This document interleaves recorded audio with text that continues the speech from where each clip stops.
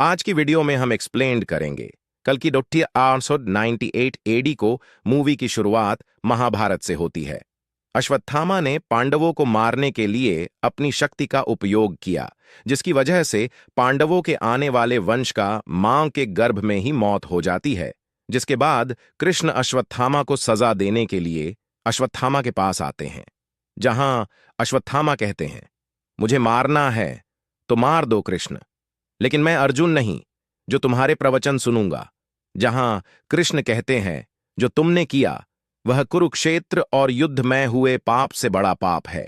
तुम्हें शिशु हत्या के लिए सजा तो मिलेगी। जिससे अश्वत्थामा कहते हैं, तो चलाओ चक्र और मार दो मुझे। कृष्ण कहते हैं, मौत नहीं, समय आने पर पांडव की भी मृत्यु हो जाएगी। इस युग का अंत हो जाएगा। मैं भी देह त्याग दूंगा, लेकिन तुम अमर रहोगे। मौत की भिक मांगोगे, लेकिन मौत नहीं आएगी। ये श्राप देता हूं मैं तुम्हें। कृष्ण का श्राप सुन अश्वत्थामा पूछते हैं, क्या कभी प्रायश्चित होगा? मेरा तो कृष्ण कहते हैं, तुम मुझे मारना चाहते थे, पर भविष्य में तुम ही मुझे बचाने आओगे। कलयुग आ रहा है, कली भी आएगा, तब मैं अपना दसबा कल की अवतार लूंगा। जिस गर्भ से मैं जन्म लूंगा उसकी तुम्हें रक्षा करनी होगी। कृष्ण ने अश्वत्थामा के सर से उसकी मणि निकाल दी और कहा कि जब यह मणि स्वयं तुम्हें ढूंढ लेगी तो समझना समय आ गया है। अब कहानी वर्ष 1998 ईस्वी में आ जाती है, जहां मानवता अत्याधुनिक तकनीक, पर्यावरणीय संकट और राजनीतिक अस्थिरता से जूझ रही है। समाज विभिन्न गुटों में बंटा हुआ है, जिनमें से हर एक का अपना उद्देश्य है। दुनिया भविष्य के शहरों, निराशाजनक परिदृश्यों और प्राचीन सभ्यताओं के अवशेषों का मिश्रण है। शुरुआत में हमें कुछ बंधियों को दिखाया जाता है जो कि दुनिया की आखिरी नगरी काशी में जा रहे थे। तब एक बूढ़ा आदमी में एक बच्चे को बताता है, ये जो आसमान में सितारा देख रहे हो, जो 6000 सालों में एक बार आता है। बंधियों को स्काई कर्सिल ले जाया जाता है। वहां के लोग लड़कियों पर एक टेस्ट कर रहे थे। पॉजिटिव होने पर उनको स्काई कर्सिल के अंदर ले जाते हैं। तभी वहां से एक लड़की और बूढ़ा आदमी भाग जाते हैं। वे जगह पर आते हैं जहां पर उनके और साथी थे। वहां पर एक गर्भवती स्त्री थी, जिस पर बूढ़ा आदमी एक टेस्ट करता है। वह वो गर्भवती लड़की नहीं थी। तभी वहां पर स्काई कर्सिल के कई लोग आकर हमला कर देते हैं, जिससे कि बूढ़ा आदमी और गर्भवती औरत मर जाते हैं और वह बच्ची और एक लड़का भाग जाता है, जिस पर स्काई कर्सिल वाले इनाम निकालते हैं। अब मूवी में भैरव की एंट्री होती है, जो उस लड़के के पीछे पड़ा था जो कि भाग गया था। भैरव का सपना स्काई काउंसिल में जाने का था, जो कि वह किसी भी हालत में पूरा करना चाहता था। मैं स्काई कार्सल के आदमियों से लड़कर उसे लड़के को पकड़ लेता है। स्काई कार्सल में जाने के लिए उसे 1000 यूनिट चाहिए थे, जो कि वह इसी तरह जोड़ रहा था। आगे हमें आराध्या को दिखाया जाता है, जो कि 150 दिन प्रेग्नेंट थी, जो कि स्काई कार्सल के किसी भी को मेंबर्स को पता नहीं थी।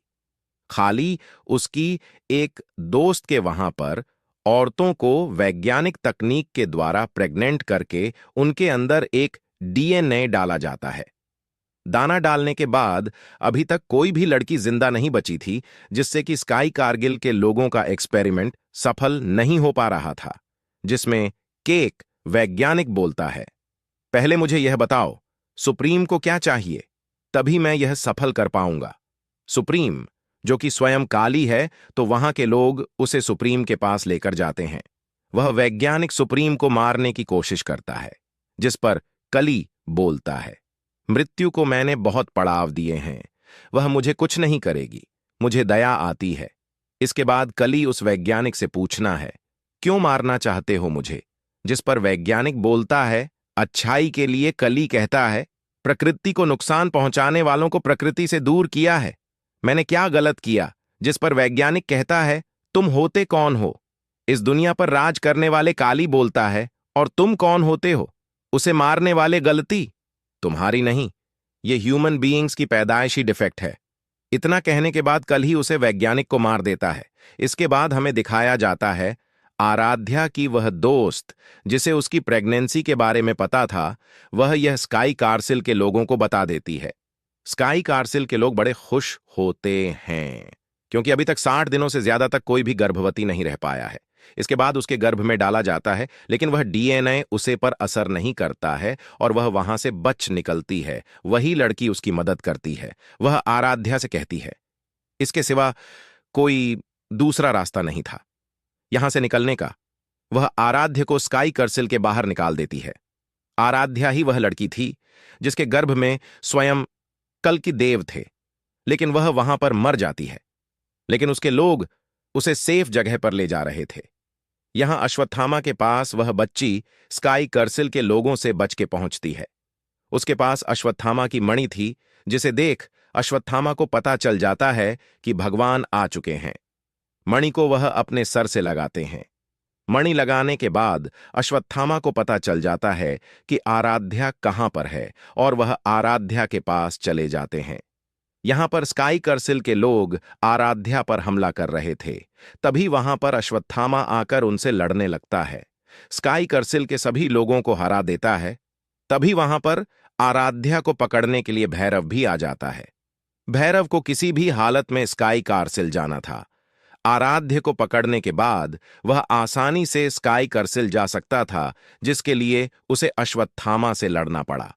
दोनों के बीच खूब लड़ाई होने के बाद भैरव हार गया और आराध्या और अश्वत्थामा संबाला चले जाते हैं।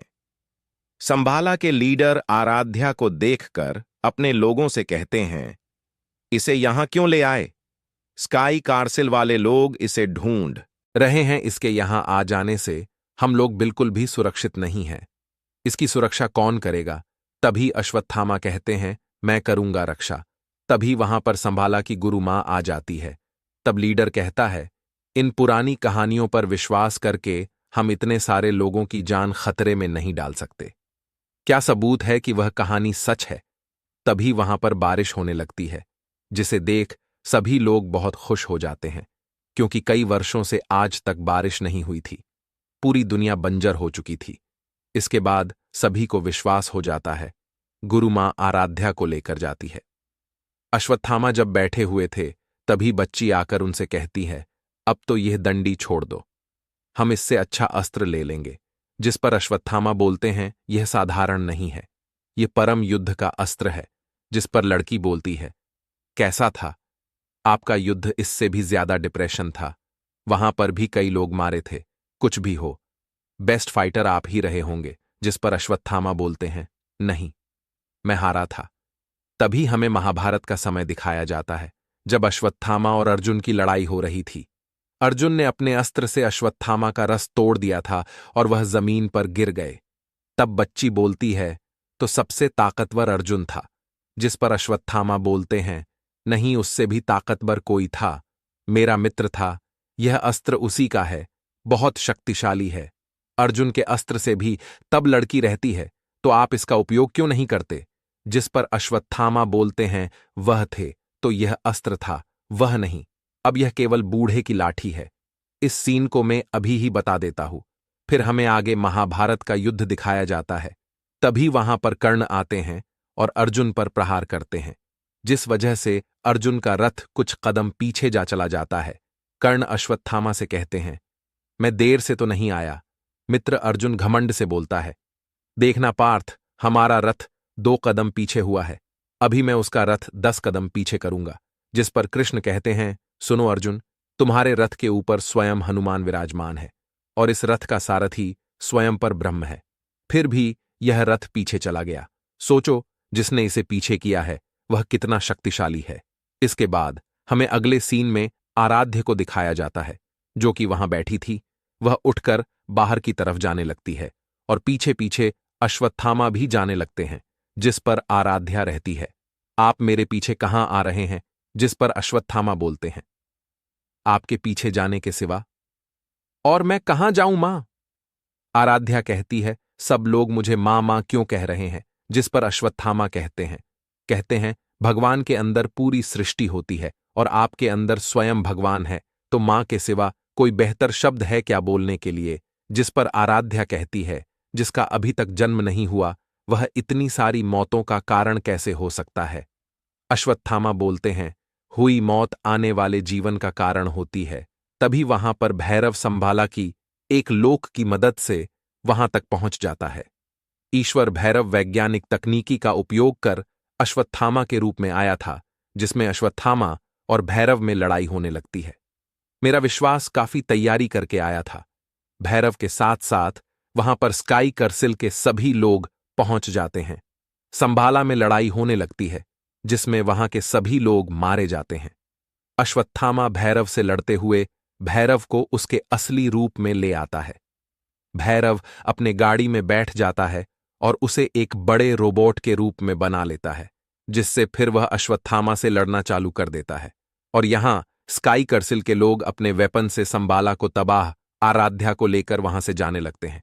स्काई करसिल का लीडर बोलता है, मैं चाहूं तो तुम्हें यही मार दूं, लेकिन सुप्रीम तुम्हें खुद अपने हाथों से मारेंगे, करके वहां से जाने लगते हैं। तभी अश्वत्थामा भैरव को हराकर उनसे लड़ना चालू कर देता है। काफी लड़ने के बाद स्काई करसिल के लोग उसे जमीन से बांध देते हैं, जिसके कारण से अश्वत्थामा हील भी नहीं पा रहा था। तभी कहां भैरव बेहोश पड़ा था। उसके हाथ से अश्वत्थामा की छड़ी रखी हुई थी। तभी अचानक एक पत्ता और छड़ी पर आकर रुक जाता है, जिस वजह से वह छड़ी भैरव के हाथ में आ जाती है।